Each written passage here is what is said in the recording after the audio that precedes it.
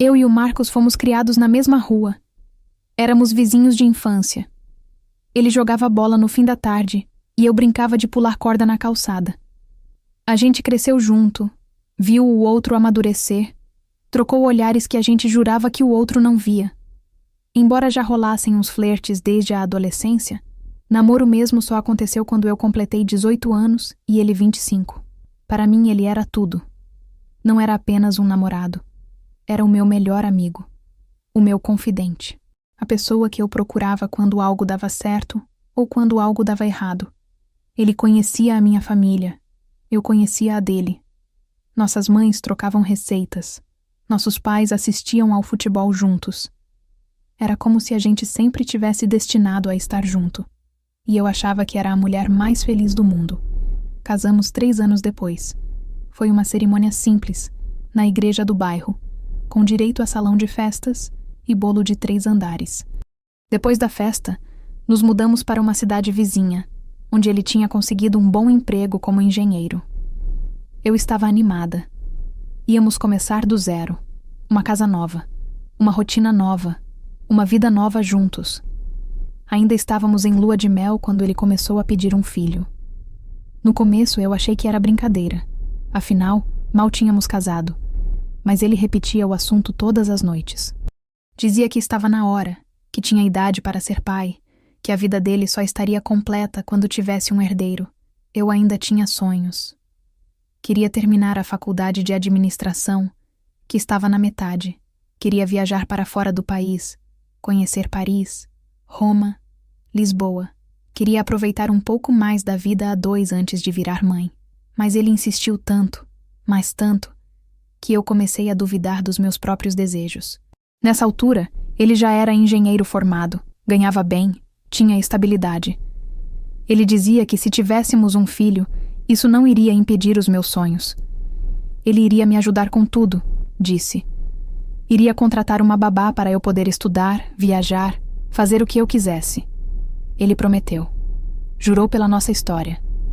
E eu, boba, acreditei. Acabei cedendo. A gravidez veio rápida. Positivo no teste, comemoração na família. A primeira consulta, o ultrassom, o coraçãozinho batendo. Eu me emocionei, sim. Claro que me emocionei. Mas no fundo, existia um medo silencioso que eu não conseguia nomear. A gestação não foi das mais fáceis. Tive muito enjoo nos primeiros meses. Não conseguia nem sentir o cheiro de comida sem correr para o banheiro. Perdi peso no começo, o que deixou o obstetra preocupado. Depois, com 20 semanas, sofri um descolamento de placenta. Foi um susto enorme. Passei dias no hospital tomando soro e levando injeções para segurar a gestação. Quando finalmente tive alta, fui para casa com ordens médicas severas, repouso absoluto. Não podia subir escada, não podia carregar peso, não podia fazer esforço algum. Minha mãe vinha me visitar de vez em quando. Minha sogra também aparecia. Mas elas moravam na nossa cidade de origem, que ficava a mais de 2 horas de distância. Não podiam estar ali todos os dias. Então, na maior parte do tempo, eu estava sozinha, deitada na cama, olhando para o teto, escutando os carros passarem lá fora. E o Marcos? O Marcos não cumpriu o combinado. Enquanto eu estava de repouso, ele passou a se concentrar cada vez mais no trabalho.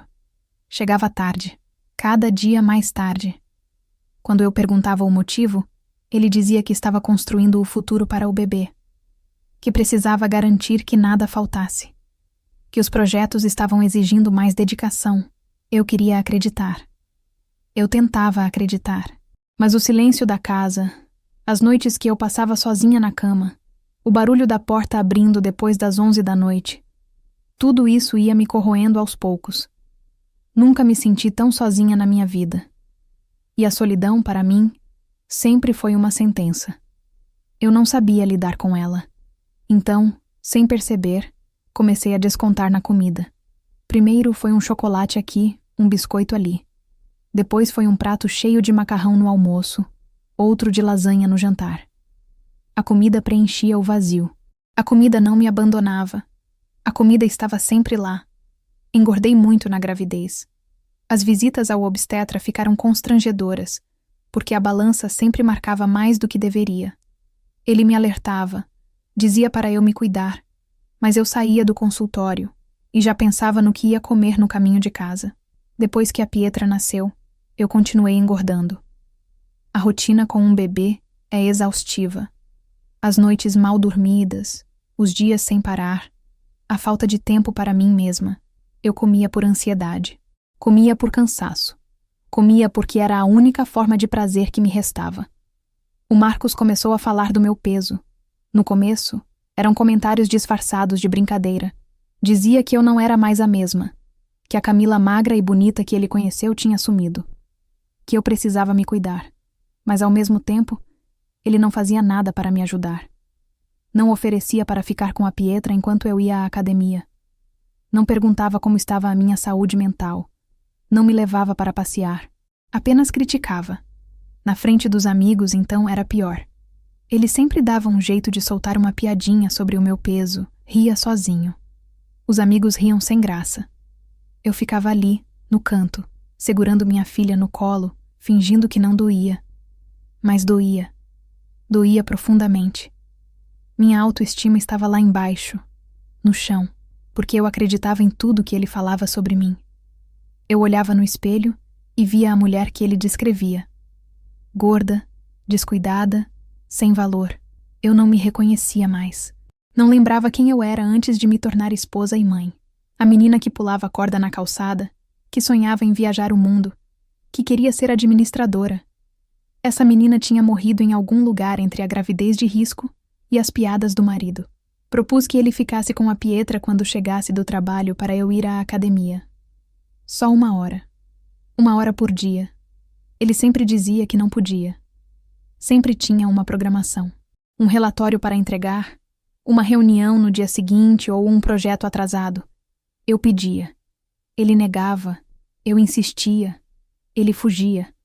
E assim os meses foram passando.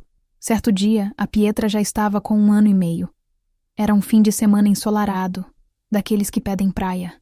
Eu me animei, separei a bolsa da Pietra, a toalha, o protetor solar. Convidei o Marcos para irmos juntos, os 3. Ele me disse que não iria, porque tinha vergonha de mim, do meu corpo. Aquela frase, "Tenho vergonha de você?", foi a primeira vez que ele falou sobre isso num tom sério. Sem piadinha, sem risada. Sério. Como se aquilo fosse um fato inegociável. Naquela hora, abri um buraco debaixo dos meus pés. Não conseguia nem respirar. A sala girou um pouco. A luz pareceu ficar mais fraca. Eu só conseguia ouvir aquela frase repetindo dentro da minha cabeça. Vergonha. Vergonha. Vergonha. Fui ao banheiro. Tranquei a porta. Fiquei ali, sentada no chão frio, até conseguir recuperar o fôlego. Depois tomei um banho. Não daqueles rápidos. Tomei um banho de cabeça, com água quente, deixando a água escorrer enquanto eu chorava no chuveiro. Eu queria lavar a vergonha para longe de mim. Mas a vergonha não sai com água. Ela gruda na pele. Quando saí do banheiro, algo dentro de mim tinha mudado. Não sei explicar. Foi como se aquela água quente tivesse lavado também alguma coisa errada que eu carregava. Eu olhei no espelho. Estava com os olhos vermelhos, o cabelo molhado, o rosto inchado de choro. Mas pela primeira vez em muito tempo, eu me vi. E eu tomei uma decisão. Não permitiria que aquilo continuasse. Peguei minha filha no colo. Coloquei nela um vestidinho azul. Peguei a bolsa. E fomos à praia. Sem ele. O dia estava lindo. Sol quente, água morna, céu azul sem uma nuvem. A Pietra riu quando sentiu o mar nos pezinhos. Eu ri junto. Pela primeira vez em meses, eu ri de verdade. Foi uma sensação estranha, como reencontrar uma amiga que eu não via há muito tempo. Ficamos na areia até o final da tarde. Eu brinquei com a Pietra, construí castelos de areia, tomei banho de mar. Me senti leve, me senti humana. Me senti eu. Quando já estava me preparando para ir embora, guardando a toalha na bolsa, um rapaz se aproximou de mim, educado, bem vestido, com um crachá pendurado no pescoço. Ele disse que era olheiro de uma agência de modelos. Na hora, eu achei que ele estivesse falando da Pietra. Afinal, ela era uma criança linda, com olhos enormes e cachos dourados. Pensei que fosse um daqueles olheiros de modelos infantis, daqueles que oferecem para os pais pagarem book profissional dos filhos. Mas quando eu questionei, ele esclareceu. Era agente de modelos plus size. Foi aí que caiu a minha ficha. Aquele convite não era para a minha filha, era para mim. Ele me perguntou o que eu achava da ideia. Eu disse que nunca tinha pensado nisso. Nunca. Nem passava pela minha cabeça que alguém pudesse me olhar e enxergar uma modelo. Eu só me enxergava como a mulher que o Marcos descrevia. Mesmo assim, peguei o cartão. Meio cética, meio curiosa. Guardei na bolsa e fui para casa. A curiosidade foi maior do que o medo. Em casa, depois que coloquei a Pietra para dormir, abri o site da agência. Pesquisei o nome do rapaz, li depoimentos, vi o portfólio. Era real. Ele era quem dizia ser. A agência era séria, reconhecida no mercado. Meu coração quase pulou do peito. Liguei e agendaram meu ensaio para o dia seguinte. Fiz as fotos. Adorei cada segundo. O clima nos bastidores era completamente diferente de tudo o que eu conhecia. A maquiadora me tratou como se eu fosse uma rainha. O fotógrafo me orientava com paciência. O cenário era lindo, iluminado, pensado para me valorizar. Eu me senti bonita. Eu me senti vista. Eu me senti inteira. Saí de lá feliz, radiante. Parecia que tinha acordado de um sonho bom. Já em casa, resolvi guardar o cartão na gaveta e esquecer o assunto para não nutrir falsas esperanças. Mas só aquilo, o convite, o cartão, a possibilidade, já serviu para elevar minha autoestima. Alguém me viu. Alguém me achou bonita. Alguém enxergou valor em mim quando eu mesma já não enxergava nada. Passaram-se 2 meses. Eu já tinha quase esquecido o contato. A rotina voltou ao normal. Casa, Pietra, silêncio, piadinhas do Marcos. Até que um dia eu recebi uma mensagem no celular. Tinham me escolhido para uma campanha publicitária. Eu li a mensagem 3 vezes. 4, 5. Achando que era engano. Não era. Posei para novas fotos. Adorei ainda mais a segunda sessão, porque eu estava mais segura e bem mais calma do que no primeiro ensaio. Me sentia ainda mais bonita e sensual. Mas a melhor parte foi o cachê. Meu dinheiro. Ganho por mim. Sem depender do Marcos. Sem pedir. Sem ouvir piadinha.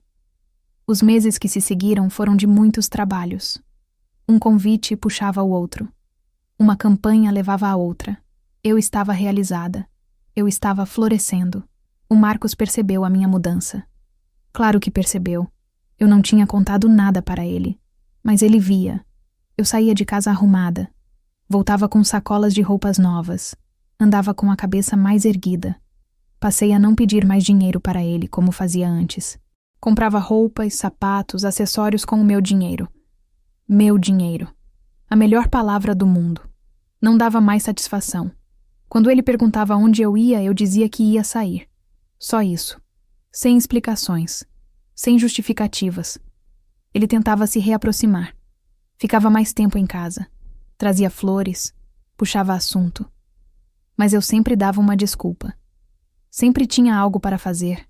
Sempre tinha um compromisso. A distância entre nós foi crescendo. E eu já não sentia mais falta.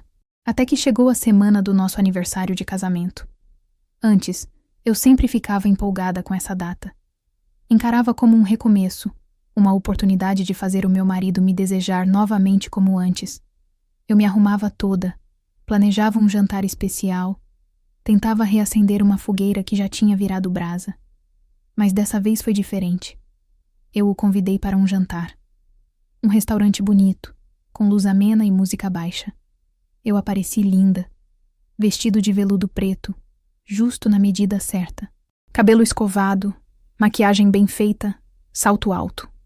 Eu me olhei no espelho antes de sair e me reconheci.